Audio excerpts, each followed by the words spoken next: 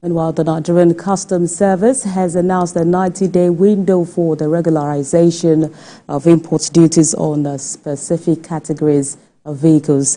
In a statement signed by its Public Relations Officer, Abdullahi Maiwada, the agency says the initiative applies to imported vehicles whose requisite customs duty has not been fulfilled or vehicles detained due to undervaluation. The Customs mentioned it is acting under the directive of the Minister of Finance and Coordinating Minister of the Economy, Wale Edun. And the agency has also stated that anyone seeking to regularize import duties on their vehicles are required to apply to the Zonal coordinators and CAC FCT command. Public Relations Officer of the Nigerian Customs Service joins me on the news for more perspective on this development. Good to have you join us. It's a pleasure to be with you this afternoon. Well, I understand that this process is aimed at sort of, streamlining import duties across Nigeria and also reducing the number of, stolen vehicles at this point. And I also know that there is a 25% penalty. But talk to us about how effective this process will be within the 90-day window. Well, as you stated earlier, this is subject to the approval by the Honorable Minister of Finance and the Coordinating Minister for the Economy. It is in line with the Part 3, Section 12 of the Nigerian Customs Service Act 2023, which gives them the power to approve such kind of initiatives. Well, the Nigerian Customs Service is going to implement this process so that to have inclusiveness between users of vehicles across the nation. We have vehicles that are improperly imported into the country, and we have a lot of requests on compassionate ground, people who bought this vehicle from third party and are interested in regularizing their vehicles. So the process will start from today, 4th of March 2023, and it will end on 5th of July 2024.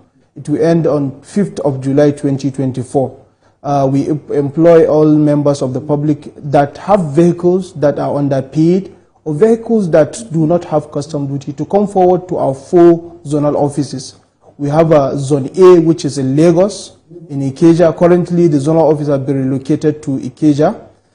We have Zone B, which is in Kaduna and Kabaladoki. We have Zone C headquarters, which is in Port Harcourt, and we have Zone D in Bauchi. And we also added FCT command, which is on the airport road. Is also one of the 5 areas that we are going to use to fast track this process. We have also already assigned valuation officers that will accord the standard custom value on this vehicle for the purpose of ad valorem or for the purpose of collection of customs duty. Well, this also, raises concern about how illegal vehicles were able to get into the country. But away from that, let's talk about the fact that you mentioned inclusivity.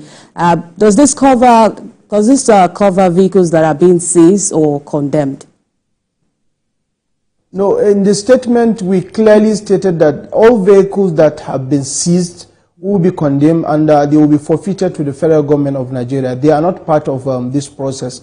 And the first issue you raised about the issue of smuggling of these vehicles.